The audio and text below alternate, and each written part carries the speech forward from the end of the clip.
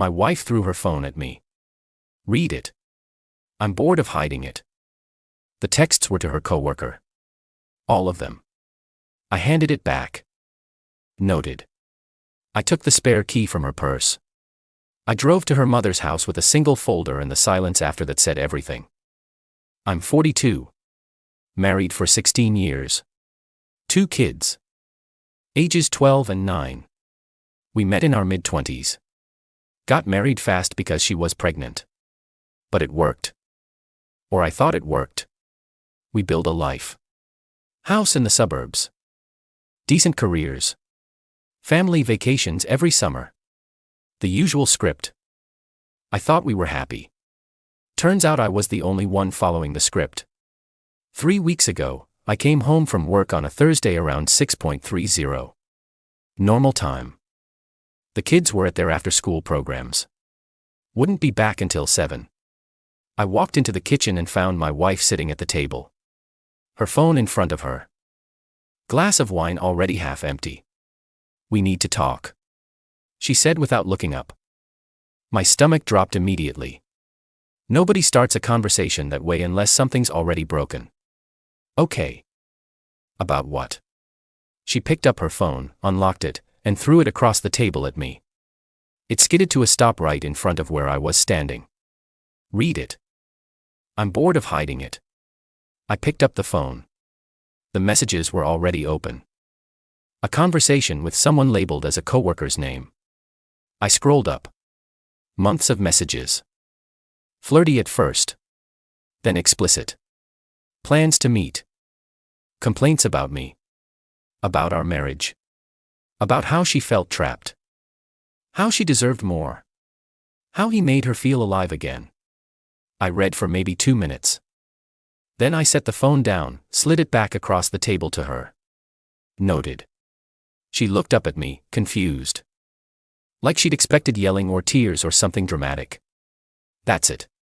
Noted. What do you want me to say? I want you to react. I want you to care. I do care. But I'm not going to give you a performance. You've already made your decision. I'm just acknowledging it. You're not even going to fight for us.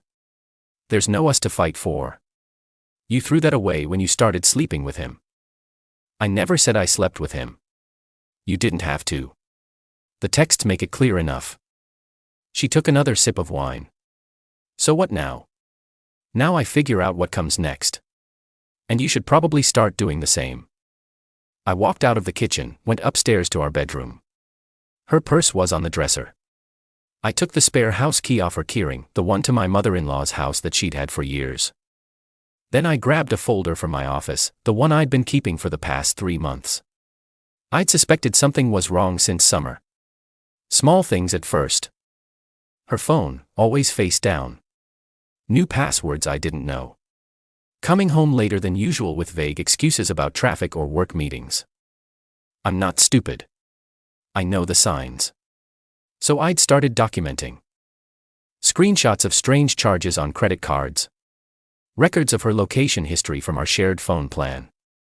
A timeline of her behavior changes. I'd even hired a private investigator for 2 weeks in September. Got photos. Got confirmation. I'd been waiting for the right moment to confront her. Turns out she'd confronted herself. I came back downstairs with the folder, walked past the kitchen where she was still sitting, and went straight to my car. She called after me. Where are you going? Out. When will you be back? When I'm ready. I drove to her mother's house. 25 minutes across town. Her mother answered the door, looking surprised. Oh, hello. I wasn't expecting you. Is everything all right? No. Can I come in? She stepped aside. I walked into her living room and sat down on the couch. She followed, worry creasing her face. What's happened? Your daughter threw her phone at me today. Told me to read her messages with a coworker. Months of affair messages. She said she's bored of hiding it. Her mother's face went pale. She what? I opened the folder, pulled out printed copies of the text messages I'd screenshotted weeks ago from the phone records.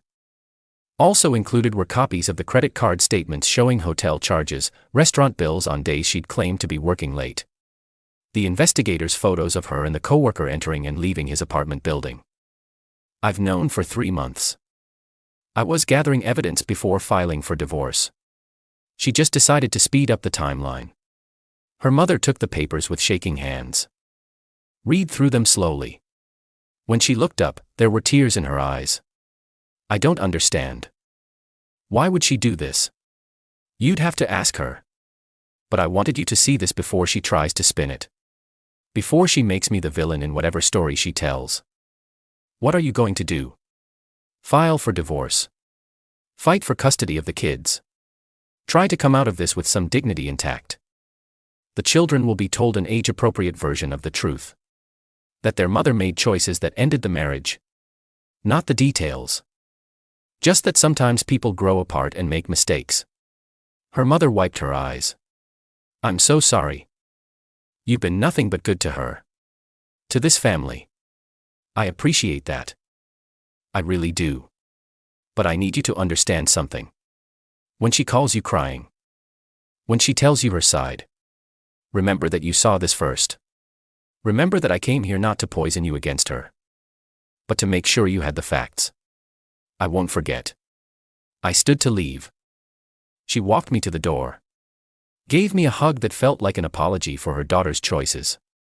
If you need anything, I know where to find you. I drove home. My wife's car was gone. The kids were back. Confused about where their mom went. I told them she had to run out for something. Made them dinner. Helped with homework. Got them to bed at the usual time. Normal routine. Keep everything stable for them while the foundation crumbles underneath. Update 1. She didn't come home that night. Texted me around 11 saying she was staying at a friend's house. I didn't respond. The next morning, I called a divorce attorney. Had a consultation scheduled for Monday morning. Friday afternoon. Her mother called me.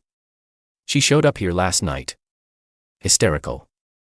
Asking why I wasn't supporting her. What did you tell her? That I'd seen the evidence. That I was disappointed. That she needed to take responsibility for her actions. How'd she take that? Not well. She accused you of turning me against her. Said you were manipulating the situation. I told her I'd seen the messages with my own eyes. That there was no manipulation needed. Is she still there? No. She left this morning. I don't know where she went. Okay. Thanks for letting me know. That weekend was strange. The kids kept asking where their mom was. I kept giving vague answers about her needing some time to herself. They sensed something was wrong, but didn't push. Kids are perceptive that way. Sunday night. She finally came home. Walked in around 8. After the kids were in bed. I was sitting in the living room, reading. She stood in the doorway looking exhausted. Can we talk? If you want to. She sat in the chair across from me. I've been thinking about everything. About what I want. And I want to make this work. I want to fix us. There's nothing to fix. You broke it. Deliberately. You weren't confused or lost. You made active choices for months. I made a mistake. You made hundreds of mistakes. Every text message. Every lie. Every time you chose him over our family. Those weren't mistakes. Those were decisions. So that's it. 16 years and you're just done. You were done months ago. I'm just catching up. What about the kids? We'll co-parent. Figure out custody arrangements. Try to minimize the damage you've caused. You're really going to divorce me over this? Yes. She started crying then. Not the sad crying of someone who's sorry. The angry crying of someone who didn't expect consequences. This is exactly like you. Cold. Unforgiving. No wonder I looked elsewhere. You can tell yourself whatever story makes you feel better. But we both know the truth. She went upstairs. I heard her moving around in the bedroom. Packing a bag. She came back down 20 minutes later. I'm staying with a friend. We can figure out the details later. My attorney will contact you. You already got an attorney. I've had one for 3 weeks. Just waiting to file. Her face went red. You've been planning this. I've been preparing for the inevitable. There's a difference. She left. Slammed the door hard enough to wake the kids. They came downstairs confused and scared. I told them their mom and I were having some problems. That we'd talk about it more in the morning. Got them back to bed. Sat up until 3 in the morning staring at the wall. Update 2. Monday morning, I filed for divorce.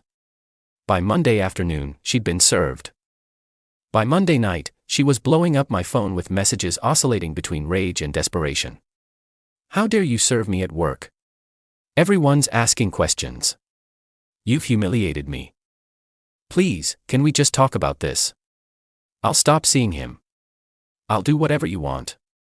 I responded to exactly one message. Contact me through attorneys only. Then I blocked her number. Set up communication only through a parenting app for discussions about the kids. Clean boundaries. No room for manipulation.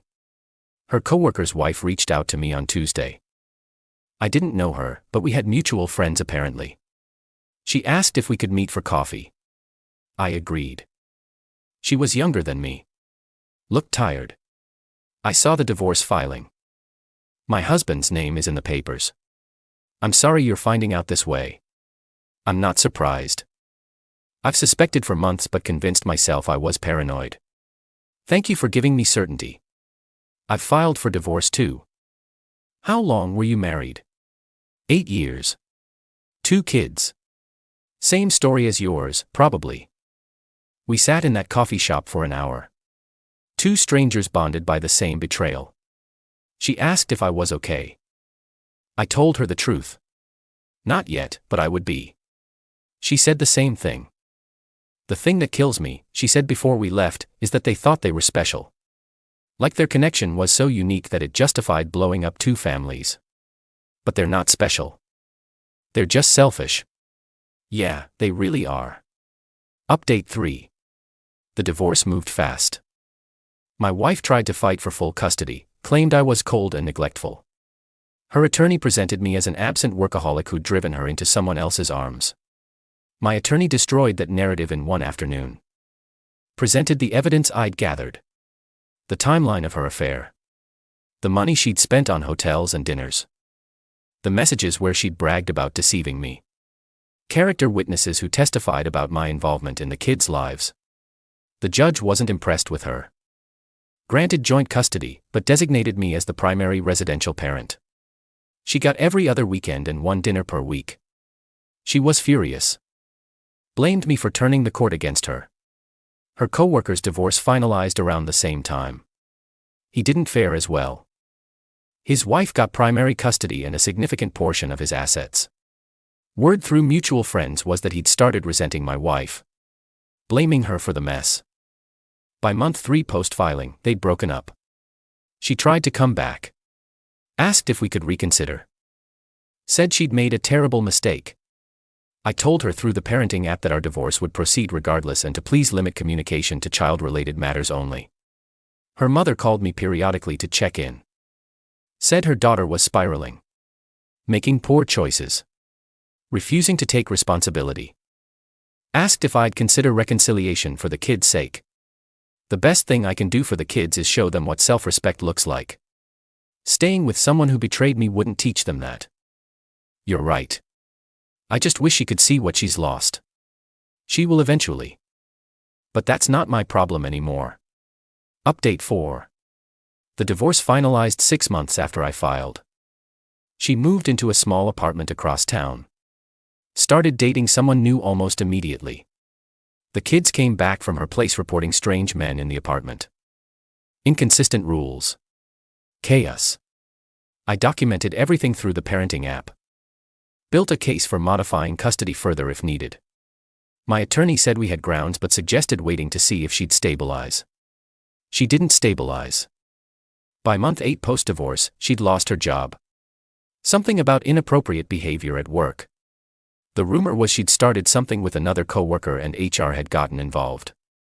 She moved in with her newest boyfriend. Someone the kids described as mean. I filed for full custody. The hearing was brief. She showed up looking disheveled. Couldn't provide stable housing information. Had no employment. The judge granted my request. She got supervised visitation every other week. She blamed me. Sent messages through friends saying I'd destroyed her life. Turned her family against her. Poisoned the kids. But the friends who reached out to me knew the truth. They'd seen the pattern. They'd watched her make choice after choice that led exactly here. Her mother apologized to me again. I raised her better than this. I don't know what happened. Sometimes people just show you who they really are. And you have to believe them. Final update. It's been 2 years now since she threw that phone at me. The kids are doing okay.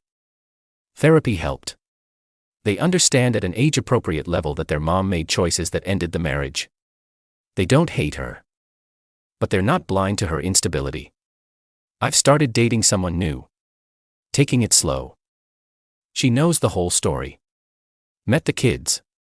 Understands the baggage. No rush toward anything serious. Just seeing where it goes. My ex is still struggling. Still blaming everyone but herself. Last I heard, she'd moved to another city, trying to start over again. The kids see her maybe once every few months when she makes the effort to come back for her supervised visits. Her mother stays in touch with me more than her own daughter. She's at the kids' events. Helps with pickups when I'm in a bind. Has become more of a co-parent than my ex ever was. She tells me sometimes that she mourns the daughter she thought she had. I mourn the marriage I thought I had. But I don't mourn ending it. That night she threw the phone at me. She thought she was proving she had power. That she could hurt me. And I'd have to just take it. But she'd misunderstood something fundamental. I had agency too. I had evidence. I had the ability to walk away with my dignity intact. She'd expected me to fight for her. To beg. To crumble. Instead, I documented, prepared, and executed. People ask me sometimes if I regret how I handled it. If I should have tried harder to save the marriage. But you can't save something the other person is actively destroying. All you can do is get out before you drown with it. The folder I brought to her mother's house that night. That was strategic. I knew my ex would try to control the narrative. Play the victim.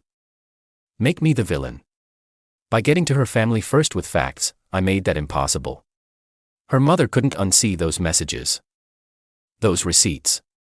That evidence. Was it calculated? Yes. Was it cold? Maybe. But betrayal doesn't deserve warm responses. It deserves clarity, boundaries, and consequences. My kids are learning that too. Not through lectures. But through watching how I handled their mother's choices. How I didn't insult her to them. Didn't make them choose sides. But also didn't pretend everything was fine. How I showed them that you can love someone and still walk away when they hurt you. The spare key I took from her purse. Small detail. But it represented something bigger. I was taking back access. She'd opened doors she shouldn't have. I was closing the ones she'd taken for granted. That drive to her mother's house is the last time I let my ex control any narrative about my life. Every decision after that was mine. Every boundary I set. Every legal filing. Every choice about my future. All mine. She's still out there somewhere. Probably still telling people she's the victim of a cold, unforgiving husband. And maybe some people believe her. But the people who matter know the truth. And more importantly, I know the truth. That's all that matters.